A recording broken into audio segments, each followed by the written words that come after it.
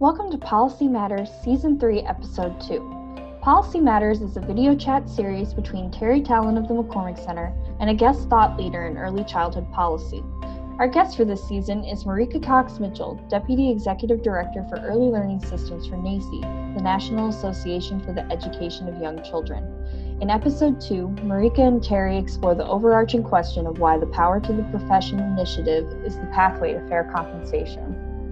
Good morning, Marika, and welcome everybody to our second in a three-part series of policy video chats. So I'm here with Marika Mitchell from NAEYC, and we are going to continue our conversation about power to the profession, how it supports the field, and then today have a special focus on what the relationship is to improving compensation with power to the profession.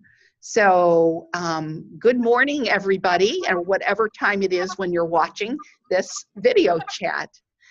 So Marika, you know that I and the McCormick Center have really drunk the Kool-Aid, and we believe strongly in the value of the Power to the Profession initiative, and are really excited to be a thought partner along with NAEYC and how this gets rolled out to the field and how to make it most relevant for supporting the professionalization of the early childhood education profession. I am very excited about the newest decision cycle rollout. I'm really looking forward to even further work as we move along the decision cycle with power to the profession. But I know that there's such building anxiety having to do with compensation that I don't want to wait until that part comes out, and thought this was an opportunity to give people a preview of what some of the thinking is, how power to the profession is going to help professionals receive the compensation that is fair based on their qualifications and their scope of responsibility. Absolutely, and I think that, well, first I'll say thank you for having these ongoing conversations. In many ways, the conversations we're having, Terry, are exactly the conversations that are occurring across this nation as our affiliates, other task force organizations and stakeholder organizations are all focused on this dynamic conversation around who are early childhood educators, what do we do, how do we create a unifying framework to define our work. So appreciate this opportunity to model such a conversation and show that this is an opportunity for us to test out each other's ideas, challenge in some ways each other's thinking, and that this is a healthy process so that we get to the point where we're on the same page and are aligned in how we talk about the early childhood education workforce. So I'll say that Power to the Profession, first and foremost, is about young children.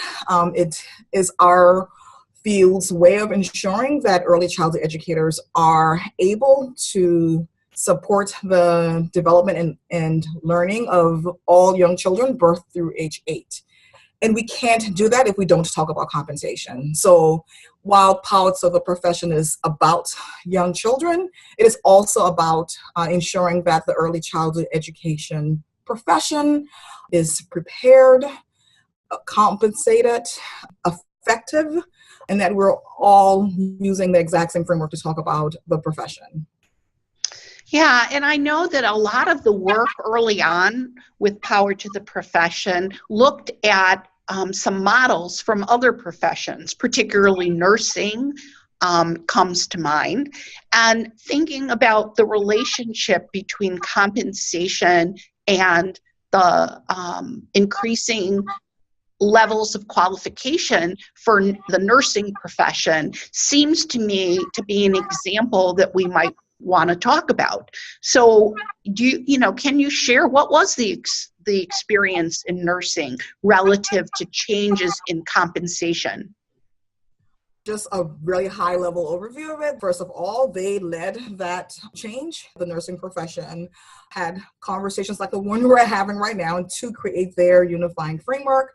They acknowledged that it was going to be an ongoing process. They're still tinkering right now with what that looks like. And so they have adopted the continuous quality improvement model.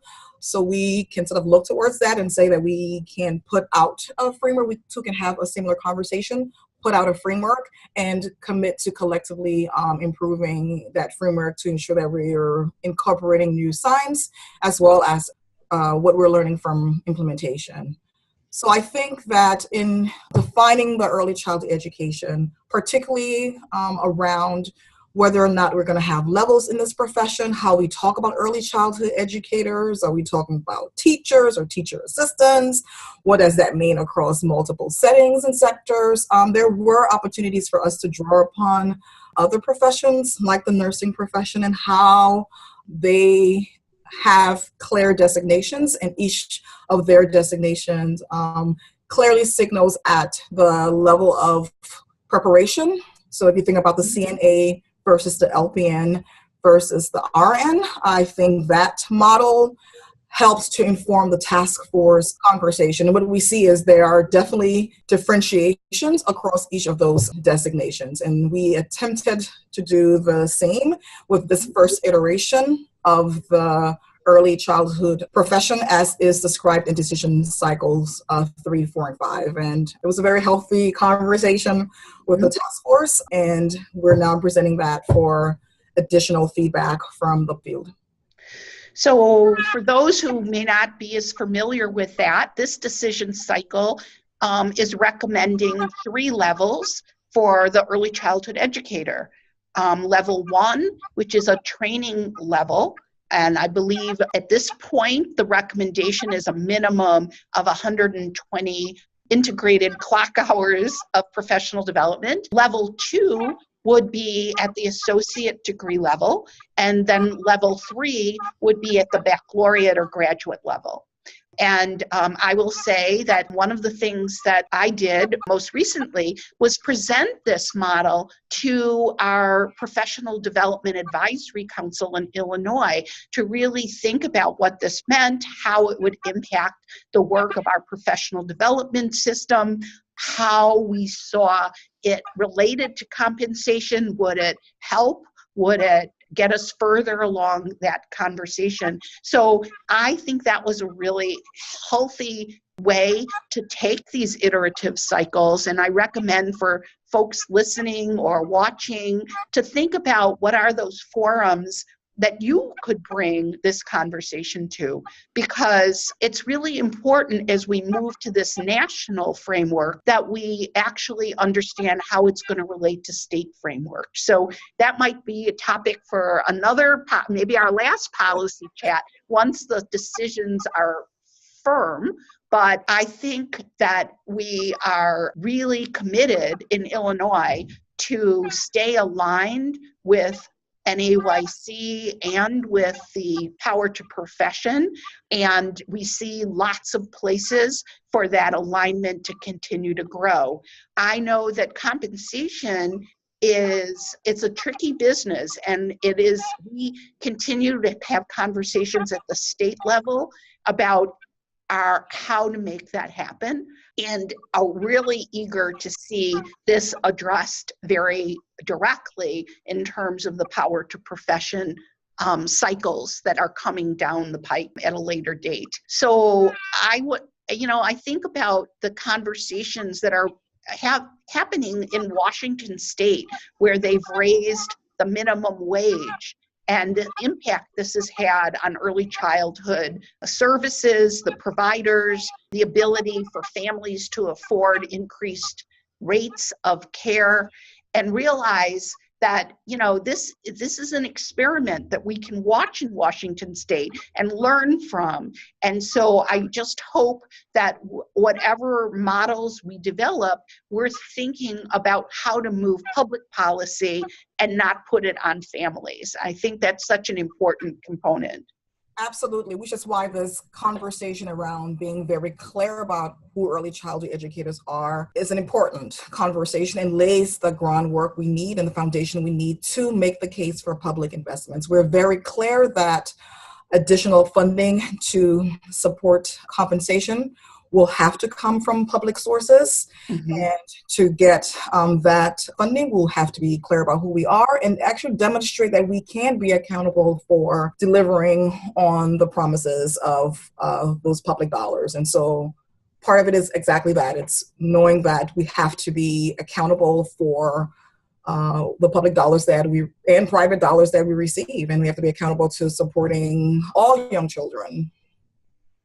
Yes, we're in the midst of it all, and we are getting piecemeal ways of addressing it. Parity with state pre-K teachers and working in community-based programs and state pre-K in schools, and how to achieve that parity, how to look at it as a social justice issue like they're doing in Washington in terms of raising the minimum wage for all people employed in the state. Both of these models need to come together.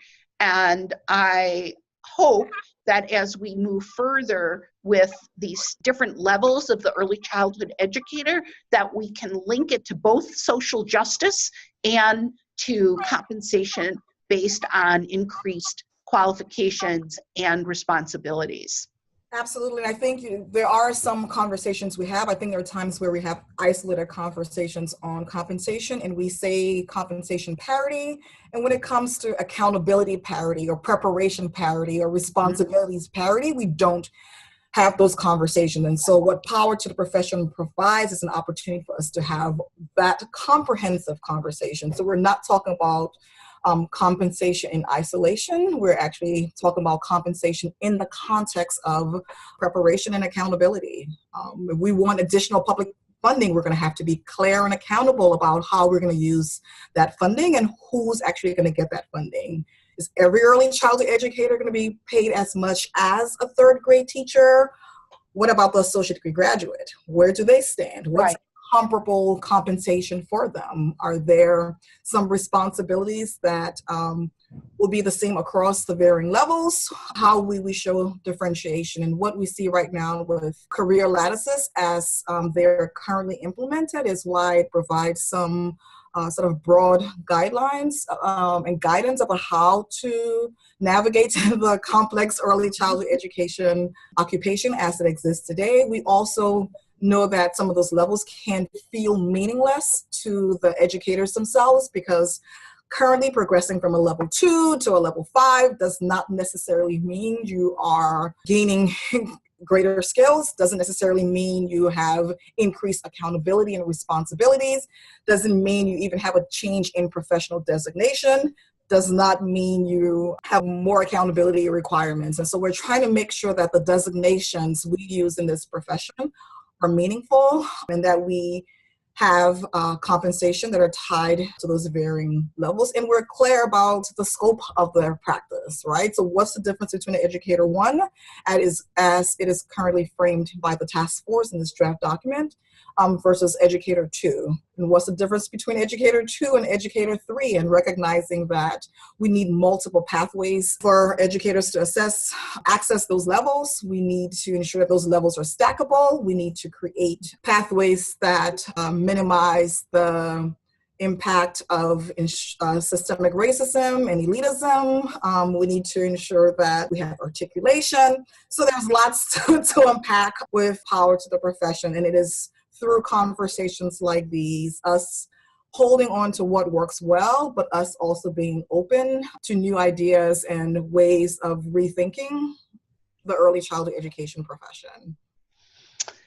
Well, I think you've summed it up really nicely, Marika. I would love us to have this conversation next time about how our state professional development systems can best align with the recommendation regarding levels for the early childhood educator, and share with you more about how Illinois has looked at this in terms of its career lattice and how it relates to the levels. So I think this is a great place to end, and I look forward to our next part of the series when we focus on that alignment with the state systems. Absolutely. Again, Terry, thanks for this opportunity. Look forward to future conversations. Thanks to Marika for joining us, and thanks to you for watching. Join the conversation with Terry and Marika in person at Leadership Connections National Conference. In the meantime, what questions do you have about Power to the Profession? Tell us in the comments section below. Until next time.